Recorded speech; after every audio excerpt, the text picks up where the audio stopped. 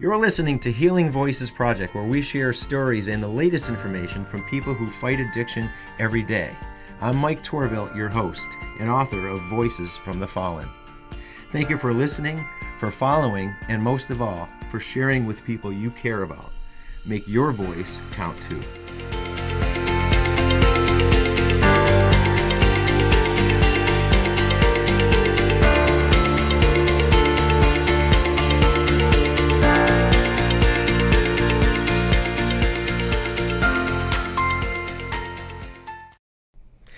Hello everybody, I'm Mike Torville, your host of Healing Voices Project. We're glad you're here, and we're also happy to have our guests here today, Therese Ross and Betsy Flores, both from Rick's Place in Wilbraham. Rick's Place, we're going to hear a lot about Rick's Place today, about the grief support they provide for children, teens, and their families. Grief support is it's difficult, to say the least, because people don't know how to handle it. And we talked about earlier about glaring absence of training and people's experience in being able to help families, especially younger people, right, in schools and in their community. So Therese, you are the executive director of Rick's Place. You've been involved with Rick's Place for how long now? Oh my goodness, it's actually coming on 10 years. 10 years. Yeah, and Betsy, you're a program director. Yes. And how long have you been with Rick's Place? I've been at Rick's Place for almost 4 years, I started off as a volunteer back in 2011. Oh, so wow. I've been connected for quite a while. I guess so. Yeah. So you do a lot of work, and Rick's Place has certainly expanded and changed over the years when you first started. How long has Rick's Place been an organization? Yeah, so it really started in 2007, and it is named for Rick Thorpe, who grew up in Wilbraham and died in Tower 2 on 9/11, and his family and friends recognized there wasn't support for families after a death. He left behind an 18-month-old child and wife. Oh, boy. And so his family and friends locally said, this is actually missing in a lot of communities, so we need to make this support happen. So the first programming really took place in late 2007, and there were 4 families and 6 kids, and we're now up to over 30 families and more kids than I can count. Wow. And so our programming is a peer support model. And so kids are in groups with trained facilitators. We meet 2 evenings a month, and the programming is free to families. You meet in groups. Do you ever meet individually? As of now, we don't provide one-to-one support. Mm-hmm. The mission really is to reduce isolation and to build community for families, because oftentimes after a death, they don't know other people in their sphere that have gone through this. Mm-hmm. So bringing people together to just connect them, to offer support in a safe space where they feel seen and heard is really the goal. So we don't do one-on-one therapy. And it's mostly for children and teens. Correct. So we support children between the ages of 5 to 18, and they attend our on-site programs with their surviving caregiver. Okay, their surviving caregiver. Yes. Mom and dad, obviously, but sometimes it's a or grandparent or an aunt or even a foster parent. Okay, some adult. Yes. that is close to them. Yes. What about children who pass, and providing support for the siblings, right? Same thing. Absolutely. Yeah. So our primary focus of support is for families who have had either a parent loss or a sibling loss. Okay. Yeah. You talked about trained people. How do you train someone for this? Yeah, it's challenging sometimes. Yeah. But I also think people are driven to this work for all different reasons. Mm-hmm. And so they really come in with a lot of heart, and really that drives them to be successful in their roles, I think. Sorry, I don't understand. So one of the things we know... Somebody's listening. One of the things we know is that there's this sort of societal impression that after a family has had a death, they need to get over it in 3 to 6 months, right? Mm. They need to go back to who they were. And for those of us who've had a significant death, we know that's not the case, that it just doesn't work that way. You kind of become somebody different. And so one of the things that we do as a support is try to help families figure out who they're becoming together now that their lives are so dramatically changed, right? And so we have our kids who are participants in groups with trained facilitators. So I'm getting back to your question Sure. about training. Yeah. And while those kids are in the groups working on particular topics, which we'll also get to in a minute, the adults are in a group with either Betsy or myself currently, and we are talking about what parenting is like after you've had a significant death, right? And so many times we have a grandparent who is now back to parenting when they were not planning to be parenting again. So the training that comes into it is partly, as Betsy's saying, really heart-driven. Because we're a peer support model, we're not clinicians. You don't have to have a degree to do what we're doing. It's really focused on leaving the space for people to share what their experiences are like. We're a non-judgmental experience, right? And so it really is, it's a lengthy training that we actually have people participate in because it involves self-awareness and what's your understanding of death and how do you respond, and just a lot of really deep thinking and feeling that has to happen so that you can hold the space for the kids or the grown-ups when they're processing where are they on their integration journey. And you're right, with everybody being different, but you have to set some, so some be relatable, right? So if somebody says, nobody understands how I feel, but wait, you know what? They told me I would feel about this. They talked about this. There's other people that maybe I'm not alone, right? Right. That's got to be a common thing to share, to be able to share. You have volunteers that work at Rick's Place. Are the volunteers all trained to run these groups? Yeah. So many of our volunteers are actually coming in with their own loss experience as well. Many of them have survived and navigated really difficult losses. But we do offer a very lengthy training, as Therese was saying. It's typically about 10 hours.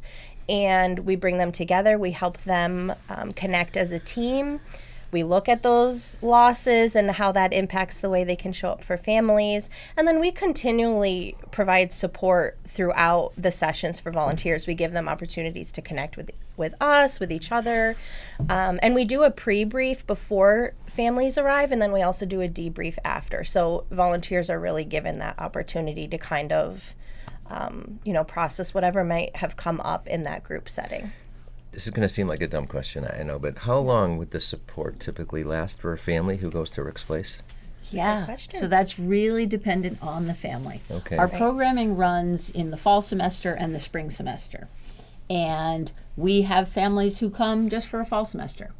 We have families who have been coming for 5 years or more because it works for them to be a part of this community. Okay. And so it really is about what works for the child and the family. And once you're a Rick's Place family, you're always a Rick's Place family. See, Yep. that's great to know because it doesn't just stop. No. Oh, I'm good now. Like you said, it's just like, okay, Yes. it's time for me to get over this, so I don't need this anymore. Yeah. It never goes away. It doesn't. And there are often big times of transition for families that can really bring that grief back to the surface. Maybe they've been feeling like it's been more manageable. We're kind of moving through life normally. Things are feeling okay. And then something comes up like a graduation or a birthday or just a family vacation that this person should be present for. And that can really bring the grief back up. So sometimes we'll see families have been gone for a few years and then they'll come back to program because they need that extra support during that transition time.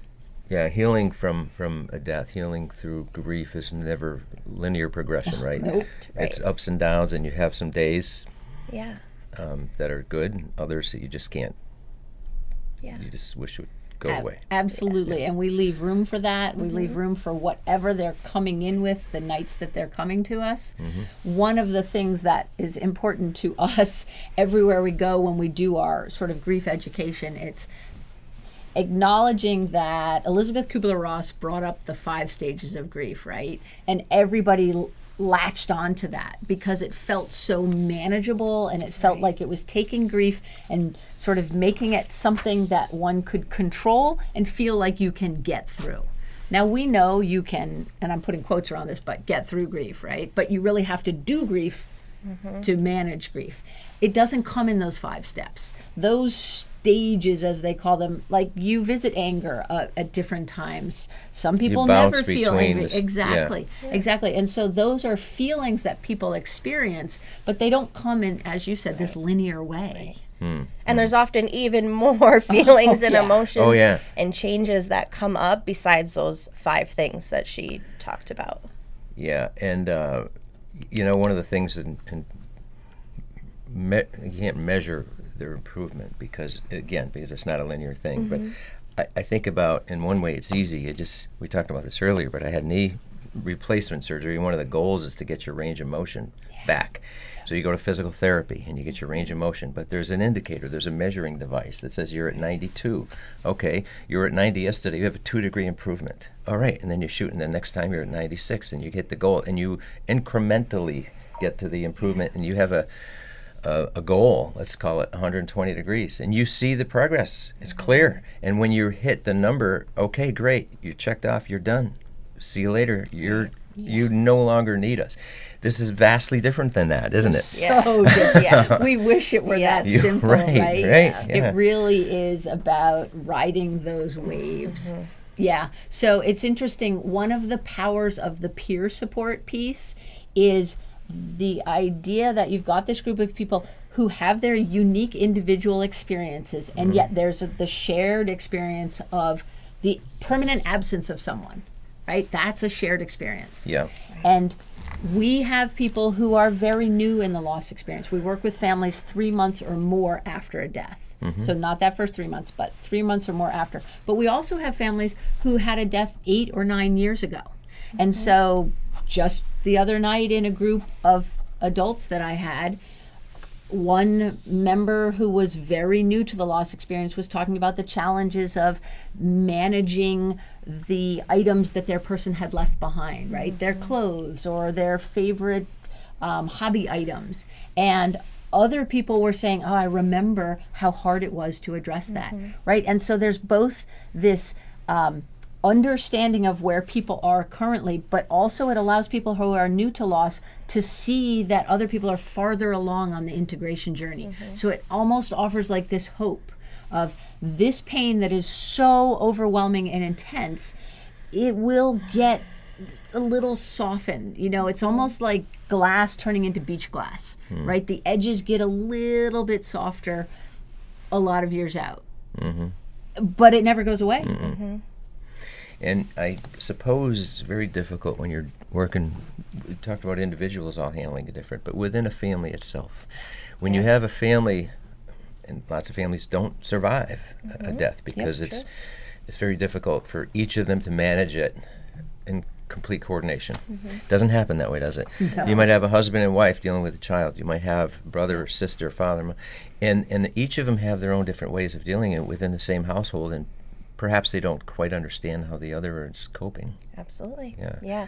That's a very important part of the program, is sort of giving them each their own opportunities to talk about how it's impacting them.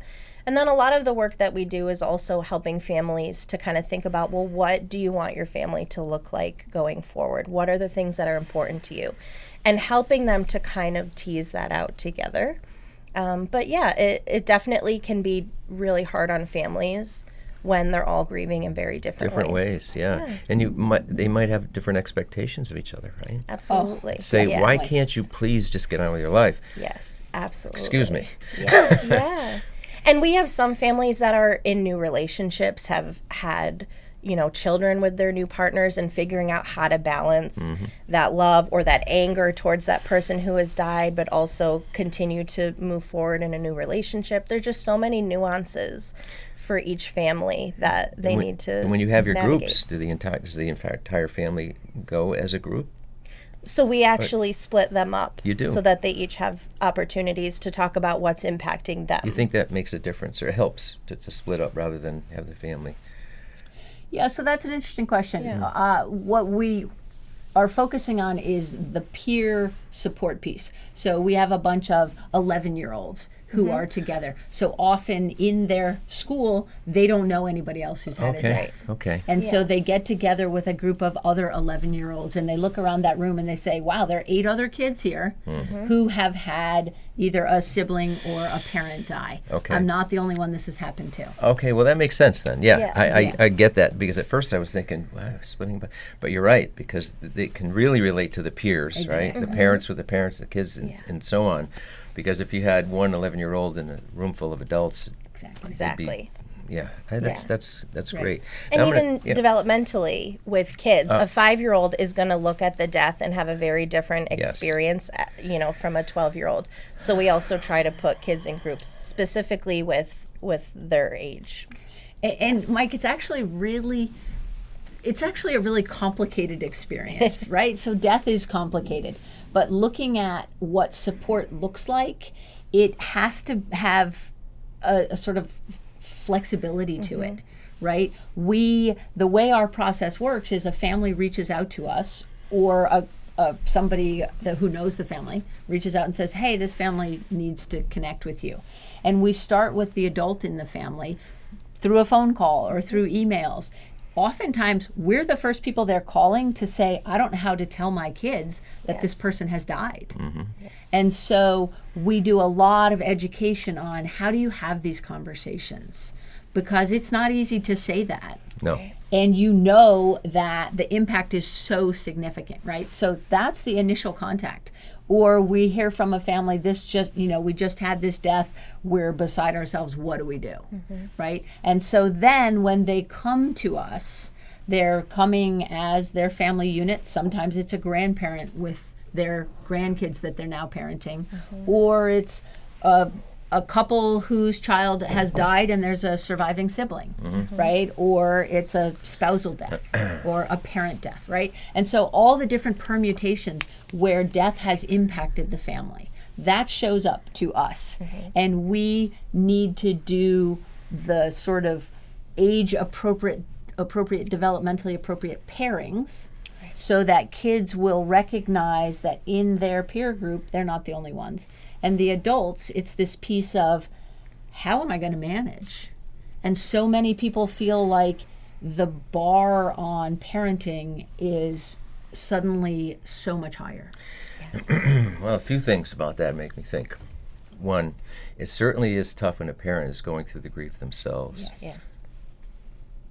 and the burden of having to support their children at the same time and be strong despite themselves maybe falling apart. And you're talking about one of the big mysteries of life, right? None of us know, even the wisest of us adults don't know what happens when you die. Right. Nobody knows that. Now, aside from beliefs, if you die you go to heaven. And I guess there's different religions that also have different beliefs in what happens when you die.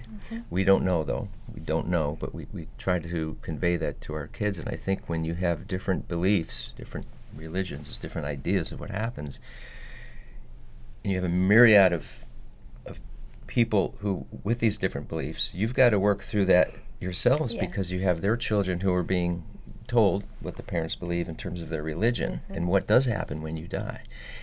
How do you, if we don't know, how do you explain that to a child? Yeah. Love that question. Love that question. Yeah. So we are non-denominational, so we try not to bring faith into it specifically. But if a child brings that up, it absolutely comes up in group. Yes. We really try to then bring it back on the peers. We want them to connect and be curious of one another. So if someone says, yeah, I think my dad went to heaven, we'll kind of say, well, what do other people think? What does your family believe? And so we try to make it really inclusive and recognize everyone's coming in with their own belief system, their own experiences. And so we want it to be inclusive and open. And you have to respect, because the parents are in another room, Yes. or outside that room, and Yeah. the child will hopefully convey to them, say, here's what we talked about. And you need to be careful, because if something you say contradicts or changes the message, you got to be very sensitive to that. Yeah. And that brings us full circle back to when you were talking about the training, right? Yes. That's one of the pieces Yes. that comes up in training. Yeah. And it's really important for our volunteers to be able to be present for what the kids are bringing into the room. They have to sort of check their own personal experiences at the door, their role as facilitator, and that's why we talk about group facilitators. Yeah. So it really is about having those peers engage with one another so they feel the power of the peer support, which reduces isolation. Another important point that we end up talking a lot with adults about is research shows that the way the grown-up manages the loss experience has a significant impact on how the kids do as they move forward. Of course. So put the oxygen mask on yourself first, grown up. Right. Make the helpful choices, not unhelpful choices in responses. And Right. we've seen so many times that parents don't say that I don't have the strength to deal with this, and yet I've got to be, but yet that's healthy to feel like, okay, I can help my child to be able to support somebody. It's therapeutic in itself, isn't it? Yeah, I think one of the things that really is important about that piece is the self-awareness that the grown-up needs to have, right? It's okay to feel your emotions and show your emotions and say, I'm feeling sad about missing your brother, or I'm feeling sad about missing your dad, right? That the owning it, the acknowledging the feelings is so helpful to the kids because kids don't necessarily know how they're feeling about things, right? And so another significant piece is to be sure that the grown-ups aren't depending on their kids to help them feel better during the loss experience. That can happen, certainly. Oh, happens a lot. Yeah. And between a husband and wife, that happens too, I would think, right? Yeah. Yep. I'm going to jump back a little bit because you guys both said something that you talked about the 5 stages of grief. And a lot of people don't know what the 5 stages of grief are because they might not have had a reason to know because they haven't. But then all of a sudden they've experienced death and they're trying to figure their way through this. It's important for somebody who's going through grief to know what the 5 stages are. What are the 5 stages, and how does it help people to understand where they are? Yeah. Well, since we're debunking them, I'll say I didn't even memorize them anymore. Yeah. Okay. Right? But you mentioned it a few times, so I said, Well, I just have no because idea. we want, because it's what people It's go what people to. know. Okay. Right? Yes. They go to, I'm at the denial stage in the 5 stages of grief. We've heard this from kids in schools. Yes. And we're like, how do you even know about the 5 stages? How would they know? Yeah. It's just one of those responses to loss that helps people feel like they can control the uncontrollable. Right. Yeah. And what we say is, put your seatbelt on. It's an uncontrollable ride. Yes. Yeah. People want to look at it like, yeah. okay, here's my line, and I'm going to go through the 5 things and end up at the finish line. But really, it's a hot mess of like spaghetti and all. Just think of a tangled piece of spaghetti. That's what grief really is, right? And so for Elizabeth Kubler-Ross, she really designed those when she was working with terminally ill people, and it was really focused on these are some of the things that people are going through when they're dying. And then she realized, okay, well, some of these things actually do show up for people when they're grieving, but that wasn't what her intention was. Okay. And so over time, she's been kind of put as this guru of like, this is what we need to follow. But people are recognizing that actually is not, it's not all encompassing. There's so much more to it that we need to look at. Some of those 5 stages might be anger, denial. Definitely those 2. Yep. And Bargaining. That's Bargaining. Yeah. Bargaining. Yeah, What like, is that? so often, right, sometimes if someone's dying, it's like, if you just let this person live, I promise I'll come back to church, or I promise I'll be a better partner. Like, just please let this person live. That's a And natural sometimes reaction, we right? do that Yeah, after okay. too, Yeah. right? And Okay. so we're just trying to make sense. We're trying to be like, please just bring this person back. I promise I'll do this if you can just bring this person back. And in reality, we know that's not possible, right? What's another one? Yeah. So bargaining, anger, denial, Depression, and and acceptance. That's right. And we don't even really use the word acceptance. No, we don't. And I'll jump in here for a second Yeah. and just speak from the personal perspective. So I used to be in education. I have not always been in grief support work, right? I used to be in education, and then my husband got sick with cancer and subsequently died. And I was left with 3 kids. And How old were your children? they were 16, 19, and 21. And I had what I will call the luxury of my husband going through 25 months of treatment. And again, I'm putting luxury in quotes. I know exactly what you mean, because yes. I was fortunate not to have had a sudden and unexpected death. But at the same time, anticipatory grief, that's a whole different topic. We'll touch that some other time. But anyway, what I'm saying is I knew all about Elizabeth Kubler-Ross. I knew all that stuff. And I will tell you, to this day, there is absolutely no way I could comprehend the permanence of that loss. And now it is over 10 years later, and I am still at times blindsided by a grief burst where I will be completely caught off guard. Or Betsy had referenced earlier significant events. So my son is getting married this summer. And I'm so excited for him, and I love his fiance. And at the same time, my heart breaks when I think about the fact that his dad, his siblings' dad, that he won't be at this wedding. And how could I be this far along and it still is so painful, right? And that's just what it is. And despite all your What I know. despite all your preparation, Exactly. right? The anticipatory, right? Yeah. Despite all that, it still hits you, and Absolutely. recognize now that Yeah. it'll never stop. Nope. No. And It by would the be way, nice if it did. and if you could Except, you know. sequentially go through the but by the way, those 5 stages aren't sequential, are they? No. No. It's not you hit No. this and then after No. that you hit then No. because It would be bounces nice, around. right? It would Yeah. be convenient Yeah. if it were like going through school. You pass from grade to grade. Yeah. It doesn't work that way. No, it doesn't. It Nope. doesn't bounce all over even after. So again, to share your story, it's relatable, and people say, "Oh, then I'm not the only one who has these pangs." Exactly. And Yeah. that's the power of the peer Yes. piece. Yep. It's really normalizing it, right? Yep. Because in society, we are told, get over it, move on, or even if you haven't gotten over it, no one else really wants to hear about it, right? You need to kind of start showing up the way you used to be. Yeah. And so I think by helping people to recognize, okay, this is normal, there isn't anything wrong with me, I am allowed or I am supposed to still feel this. I think that just also helps. Like that normalizing piece is so important for them because otherwise they're thinking, what's wrong with me? Yes. Do I need to go to therapy because I need to fix this? And there's just no fix. Yeah, you there know? isn't a fix. And this is Yeah. a society that wants to fix Right. things, right? Right. And we believe in therapy, and we Yes, encourage absolutely. concurrent therapy or therapy at some point along with peer support. But what it really is, the focus is just to be able to have a safe space where people can share the agony that continues after a loss. Now, we know this isn't true for everybody. Like, not right. everybody needs this. We get that. Yep. But there are plenty of people who do benefit from being with a group of other people who really look at it and say, these people understand. They know the ups and downs of this experience. They know how long it's a lifetime journey of integrating the absence of this person. Right. Yeah. Wow.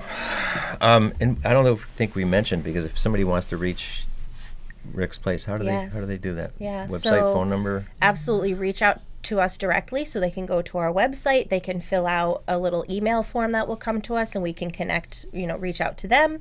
They can just call us right up. They can have a school counselor or a therapist or a DCF worker call on their behalf or with them. So really just reach on out. They don't need any kind of referral from a physician or a therapist or anything like Does it that. cost anything? It's all free to families It's on all site. free. Yes. It's all free. And you have Yes. volunteers. Well, it's all Yes. free, but it's not free to Not run. free Well, to I was run, just but our gonna. That was my families next don't. question. Yes. That was my next Yes. question. That's why I So, emphasize the yes. free, because people. Yeah. How is Rick's Place supported? So we do a lot of fundraisers. Mm-hmm. We actually have a Memory Walk 5K event happening Saturday, April 25th at Minnechaug Regional High School. Saturday, April 25th, and they can sign up for And it they on can Rick's sign Place up online. website. Yes. RicksPlaceMA.org has a link to sign up. So we have that event. We have actually June 20th this year. Steve Nagel from Rock 102 is running his Kickoff to Summer event, which is a big family event for us at Vanished Valley Brewing Company. Oh, that's it's a fun place. It's a lot of fun. Yeah. We have music and raffles and games. painting. And when is that? So that one is Saturday, June 20th. And we run a golf tournament in September. And we have a lot of sponsors. So we have businesses in the local areas who sponsor us. Dave Miner Roofing is a big supporter of ours. Lots of the banks, Munson Bank, all these people who reach out and say, this is an important cause, we're going to support this cause. And then we have donations. We do a big donation request. And people can also go to our website and donate anytime. Okay, Yeah. perfect. Yes, because you're right. It's free for the families, but it's not free to run, and I think that's important to know. Oftentimes, too, after a death, like finances really change for families. So our goal is really just to make support accessible for families in any way. So, You know, at the point when somebody experiences a loss, and if they may go to private or personal counseling, and they might reach out to you guys, which is great. But at what point, if somebody's wants support, they don't know, they just heard about Rick's Place. They make a lot of people are probably a little nervous, like, what's this all about? I've never been part of a group before. Is there a little bit of trepidation before they go? Yeah. Sure. How do you get people through that? Because it's got to be a tough thing to, one, share my personal grief and all that I'm going through with strangers. I don't even know who they are. I don't even know who these people are, but I'm going to call them for help. How do you get through that? So again, I think it's just normalizing that going into a situation that's new when you're feeling really vulnerable is difficult. And so we just sort of prep them. It might feel really hard the first time, and that's okay. And that happens with kids. Sometimes they're feeling really anxious. They don't want to be judged. They don't know how it's going to feel. Usually after that first group, kids are leaving smiling because we try to make sure that the groups are fun and engaging while also talking about heavy things. And just that connection is really helpful for them. But we also recognize you may come and it might not feel like the right fit, or maybe it's too soon after the loss and it's just too hard to hear other people's stories. We recognize that. So we say, okay, you can come back and revisit this when it feels like it might be easier. Or let's try 1 or 2 more sessions and see how it feels, and then we'll talk about it. And typically at that point, families are locked in. Okay. So we really help to meet each family where they are. We want to reassure them that we're there to support them, that they're going to be safe in our care, but also recognize it might not feel like the right fit at the right time, and that's okay too. But you're offering that help, and Yes. you know, at the very least, helping somebody recognize, okay, where do I need help? Who can help me relate? Sometimes it's just a conversation. Exactly. Yeah. It's a lot of it is about a relationship development, right? So knowing that we're a place that understands can be really helpful to people. And it's interesting, so many times we surprise people when we say, Rick's Place is filled with so much laughter that people are just like, wait, how can that be? Yeah. Right? But it's the first place often for families, kids and families, to come where they actually feel seen and heard with their loss experience and met right where they are. Right? Nobody has to be anywhere farther on their grief journey than they are when they are showing up to And us. once you show up, it's always, well, you work with a bunch of volunteers, but it's voluntary to continue or not. It is, I think right. you Yeah, just- definitely. Nobody feels committed. No. No. And we also say you don't have to share anything. You can just come and listen, and people can still benefit from hearing other people's experiences, even if they're not feeling ready to share. So that's a challenge by choice. And the same with our kiddos, too. You don't have to share until you feel comfortable. Yeah. Well, you're certainly trying to address something that's the most difficult thing to talk about. And a lot of people don't know what to say Right. afterwards. Yeah. Oh, that's another whole podcast. It is, Right? yeah. How do we And talk with? How do we talk yeah, about yeah. this death It's experience? very Because hard. in fact, so many times, because people want to fix it, they say things like, "Oh, he's in a better place." Listen, that one doesn't work because the better place was with me. Thank you very much. Right. So, but we'll save that for another time. Yeah. Yeah, trying to fix something nobody really understands. Is when we talked about that before. It's just very difficult just to get people through it because we're all just human. We don't know. Yeah. That's it. Well, I certainly commend you both for the work you're doing there. Again, it's ricksplacema.org. .org. Yes. See, that's wonderful. Yeah. You Thank can you find for- us on social media too. Oh, Sorry. that's right. Oh, yeah. You can find us on Instagram, Facebook, and LinkedIn. Okay, great. So check us out there, see some of the programs we're doing, and yeah. Well, Therese and Betsy, thank you very much for coming. It's overdue. You. Well, We, thank you, Mike. talked a couple years ago, I think, about It's trying okay. to do this. Everybody's got a lot going on. Right. You It know took what? us a Now's little the time. time. Now's the It time. works. And you're right. There's other topics we can always That's talk it. about too, because Yeah. we could just dive in and spend an hour here. But Absolutely. Yeah. we're up Well, against thank the- you so much. Sure. We're Thanks for grateful. Yeah, coming. thanks for having us. All right. Thanks for coming, and thanks for listening, everybody. We'll see you all soon. Thanks.